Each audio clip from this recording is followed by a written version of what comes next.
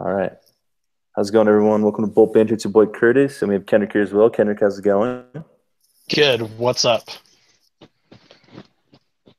All right. So we're here talking about the draft again, and it's our mock draft 2.0.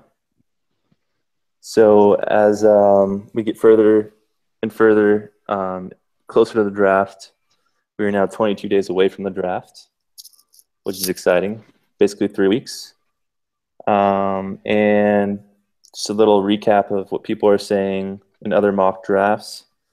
Kuiper now has the Chargers picking Ramsey instead of Tunzel. He had Tunzel, or no, sorry, he had Stanley before, and now he has Ramsey. And majority of CBS Sports analysts say we'll get Ramsey or Buckner. Same thing with NFL Network, Ramsey or Buckner, and then Fox Sports is leaning towards Buckner. And then a guy from Bleacher Report, Tim Rapp, is saying we'll get Ramsey. So Kendrick, who do you think we're going to get at the number 3 pick? We are talking about DeForest Buckner. I think that Yes. is the Bull Banter incumbent right now. Mm-hmm. You know, we talk about an 11-man defense. The moves we made this offseason, one piece you need for your defense is a defensive end. I saw a guy on Twitter the other day talking about how beast would that defensive line be if you could plug in a guy like DeForest Buckner with Corey Liuget, Brandon Mebane, Melvin Ingram, Jerry Toucher on the edge. You need one more guy in there. Plug in DeForest Buckner. Let that front seven get at it. As beast as it would be to have Jason Verrett, Cameron Hayward, and Jalen Ramsey slide in there, there's guys later on in this draft, as we'll talk about, that we could get in the secondary. Yeah, and I'm with you on that, partner. I think the tides have shifted a little bit, and it's looking like Chargers will definitely get Buckner. If Ramsey's there, it wouldn't surprise me if they get him, but I don't see him being there. I think the Browns are getting him easily. Yeah, and I think that, as we're going to break it down later on in the rounds, basically my other guy for that first round is Larry Tunzel. And the only reason for that is because the Titans are still looking at Jalen Ramsey as an option for them. And if Yeah. they take Jalen Ramsey, the Browns don't need Larry Tunzel. So then that's where you start looking at maybe the Browns trade down so the 49ers can go up there to get like a guy like Carson Wentz, that kind of speculation. But if the Titans take Jalen Ramsey, blow up all our speculation we've had for the past 2 months, let's get Larry Tunzel and let's let him wreck that O-line. Because as we're going to see later on, there's going to be options at the D-line. The D-line is the deepest part of this draft. It's not boohoo if we drafted Jalen Ramsey because there's guys there. I just don't think Jalen Ramsey is going to be there, and I think DeForest Buckner is the best guy available after Tunzel and Ramsey. Yep. I agree with everything you just said to the point on that. Yeah, we've really just been assuming they'll get Tunzel. I think they will, but they could pull a fast one on us and get Ramsey instead of Tunzel, which would be interesting. That would really shake things up. You think about what the Titans defensive coordinator said at the combine about Jalen Ramsey. He said Jalen Ramsey has that ability to be the quarterback of a defense. You think about how the Titans took Marcus Mariota last year. They took their quarterback of the future. They could take Jalen Ramsey. They could have the quarterback of their defense right there and lock that up. Jameis Winston has even said that he wants the Buccaneers GM to go and trade with the Browns to get that second pick to get Jalen Ramsey to Tampa Bay, because that's how highly Jameis Winston thinks of him as his teammate at Florida State. Yeah, he's definitely made a case for his place in the NFL so far. Just from combine and workouts and being a beast overall. So it looks like we're both thinking Buckner. A lot of people are thinking Buckner too, maybe Ramsey. I think Tunzel is not really an option, but we'll see, Yeah, so Buckner's, you and I think Buckner. Now, when we're talking about deeper in the draft, the Chargers, who do you think we're going after? What do you think we're going after? So we're talking about the top of the second round right now. You and me have some similar guys. I'll let you take those similarities off of mine. So two guys I have right now in the second round. Ryan Kelly, center out of Alabama. This is a center where if we draft this guy, some people are talking about him late first round. this is a guy that can be our center of the future. He really can be locked down right in the middle for Phillip Rivers in the time to come. Ryan Kelly has that ability at Alabama in that offense. You also talk about a guy like Corey Coleman, wide receiver out of Baylor. You've heard me mention him sometimes on the show. I've talked about how I think we need a true slot receiver. I don't think Stevie Johnson's that guy. He hasn't proven that to me. Corey Coleman's a freaking beast. Corey Coleman wrecked it in Baylor's pro-style offense. He can do some things with this Chargers offense. And a lot of people will be like, we don't really need a wide receiver. Take a guy like Corey Coleman, a playmaker like that, where Tom Telesco excels with the steals in the second round. Think about how he got Denzel Perryman last year. Corey Coleman could be a biggest surprise to San Diego that we've seen in a long time. What are you thinking for the second round? Second round, I have going Henry, tight end, out of Arkansas. Unfortunately, lost Green, and I think that kind of under pressure, they need to get a young guy in there under Gates's wings to teach him the game, before it's too late, before Gates is for sure gone. So I think it's a very dire need to get a young tight end in there. I think it would be a great move to get him too.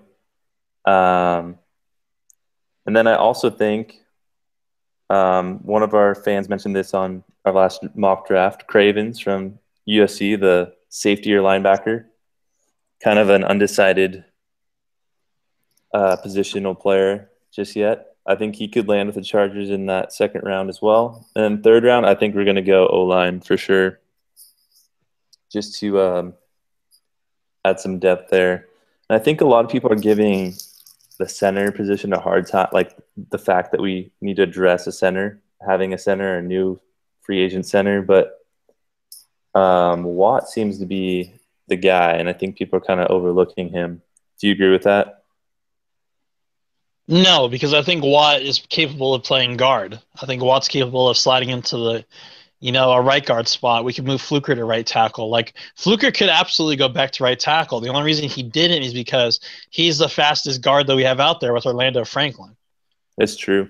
Like, these are my thoughts. I think that Chris Watt is a capable guard. He's a capable center, yeah, but if a guy like Ryan Kelly's out there, he's more capable than Chris Watt is because he's a bigger guy. He's a true general when it comes to Alabama. Look at the national championships they've won. Yeah, that is true. That's a good point. Really quickly before I go into the third round, though, while we're talking about Hunter Henry, I talked about him as the best tight end in this draft, really similar to Jason Witten. And while we talk about tight end, it'd be cool if that guy's available. Let's not discount the news this week, how we signed free agent Jeff Cumberland from the Jets. Welcome to San Diego, Jeff. Oh, totally. And they filled in that piece there too. So we're talking about Hunter Henry, a guy who is going to be the best tight end in this draft, is a workhorse, big tight end like Jason Witten. We got to be looking at how that fits into the scheme as for the team. Yeah. I think so. Keep going. Sorry, I didn't want to cut you off. Okay. No, you're good. Keep going because I'm gonna move into the third round here, so I don't want to finish. I don't want to cut off that thought. I was gonna cap it off with just saying, I think it was a good move to go and sign him and add him as a veteran tight end to our scheme. And dude, we just need a young tight end for the future because we had Green. He was the guy. He was the next guy, but for some reason, something didn't work out. You were supposed to be the chosen one. Yeah, exactly. Oh goodness. Ladarius Green. He'll kill it with Pittsburgh though. Best wishes to him. But as we sign Jeff Cumberland, you talk about a guy who's a run blocker. Jeff Cumberland's a run blocker, man. He's gonna stuff some guys. I think Wiz is getting ready. Pound the rock in there. Third round, you talked about best available lineman. Let me tell you about this guy, LaRaven Clark, offensive tackle out of Texas Tech. This guy's a freak. All right. This guy's a monster. We're looking at a guy who is a top 5 offensive tackle in this draft. He has ability out of Texas Tech.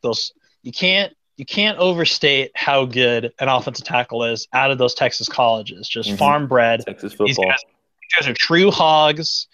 LaRaven Clark, if he's available at offensive tackle, watch for him in the third round. Now, here's a guy where I'm not sure where he falls, okay? Von Bell, safety out of Ohio State. I've heard a lot of chatter. Last week, maybe I was misled to believe that this guy was a third round, late second round guy because scrolling through my ESPN feed today on their mock draft 4.0, they have Von Bell gone to Kansas City at 21 in the first round. Now, I don't know about that because Von Bell, as he's been scouted, is like the sixth ranked safety out of all the safeties that are available in this draft. If we don't get Jalen Ramsey, we miss out on him. We go and get Ryan Kelly center, Corey Coleman wide receiver, whatever we get in the second round. Von Bell safety at Ohio State. This guy is fast. He's quick. He was huge for that Ohio State defense, but he's raw. He's a guy that can learn from Lowry. He can learn from a guy like Brandon Flowers, learn a lot from this defense, and be a safety for the future to put up there with a die. We overlook this a lot. I also like there's two safeties out of West Virginia, and either one of those guys is really good. One has an injury, I think, that's keeping him back right now. That the talk is it's keeping him out of the first round. But also the guy that was next to him in the secondary is also really talented. So you got to watch for those guys if we're going safety. And then finally, I put down Malik Collins, defensive tackle out of Nebraska. This guy's a huge defensive tackle. I think out of all the defensive tackles that are available in the third round, we've seen a lot of ends, defensive tackles. This is the guy that stands out to me because he's just a big guy, get down in the middle, good depth pick, I think, in the third round. Sweet. Yeah, those all sound great. I think it could be great to get a quality safety at that point, you know? Definitely. I think it's something that we will definitely have to be thinking about. Safety isn't going to be a huge need right now, but safety is a deep position. And I think we need to be thinking about that going into rounds 3 and 4. And I think if we do another one of these mock draft 3.0s, and we actually go pretty hard here and go to 7 rounds, you know, as we start talking about like maybe we draft Baby Rivers in the 6th round. I don't know. Baby but Rivers. 3rd and 4th in my mocks, you'll see me thinking about safeties. You'll see me going down the board because I think that we have an opportunity there for Dwight Lowry as a journeyman who's been around the NFL and a lot. This is a guy that has the ability to mentor, I think, a young safety, and I think that's something we'll think about. Lowry's still, you know, he's not too far in his career, so he's got some years left. He's 4 years in his career, so he's definitely got something that he could pass on. If he proves himself this season, maybe we keep him, but also to think about him mentoring a dive and mentoring a safety that we draft. I think that's important, and I think it is important also while we're talking about Jason Verrett and Cameron Hayward, it's important to not forget that Brandon Flowers is on this team. Oh, yeah. I think that's happening too much. And I think everyone talking about how Hayward and Verrett are going to be the dynamic duo. I think we're looking at what a healthy Brandon Flowers can mean to this defense, what he meant to us 2 years ago. Yeah. I mean, when he was healthy this past year, he was great. Like, you know, like every player, you know, when you're 100%, things are great. The signing of Hayward takes so much more off of him for him to focus on player. Just covering it, putting down there in the nickel, letting Verrett be the guy to cover the number 1 wide receiver because we talked about he shut down guys like AJ Green, he shut down guys like Julio Jones. Yeah. And that's the ability that he has. So as we're moving in, I think safety is one to watch for sure. Of course, I think people Jalen Ramsey. I don't think Jalen Ramsey is going to be there. Nope. All right, Kendrick, any more comments before we close this out? I think that's mock draft 2.0 with Bull Banter. I think that we knocked it down, covered a lot of areas. And as we look forward, maybe the week of the draft, we talk about mock draft 3.0, finalize this deal. We'll get there. What kind of things the scouts are saying out there. Yeah, we'll definitely get there. And there's more stadium stuff that's developing as we go further into it too. But that's a slow process anyway. But yeah, that's it for me on this episode. Okie dokie. That's all for me. Kendrick, do you want to close this out this time? Sure. So if you are watching this right now on YouTube, thank you for watching. Don't forget to subscribe to the channel if you have. Go ahead and like this video. Comment with us on who you think we're taking in the draft. Not just first round. I like hearing a lot from the fans, second or third round. That's how we heard about Sua Cravens last week from one of our fans there in the comments. Thank you to Reddit for supporting us. Awesome. If you're Hmm. listening to this on iTunes or SoundCloud, thank you for listening to the podcast. Hope you enjoyed our voices on your drive, on your run, whatever you're doing And around the iTunes. country. Yes, iTunes and SoundCloud. So feel free to subscribe to the podcast. If you're listening and if you're watching and you'd rather listen, we're available on those audio areas. Yeah, make sure to follow us on Twitter and like us on Facebook and check out our new logo. It's pretty swaggy. Yep, new logo, new season. Hmm. Get hype. New team, new Big thing logo, new season. as we continue to upgrade into this off season. A slow tease for what's to come, I think. Oh yeah. All right. Well, that's all I got.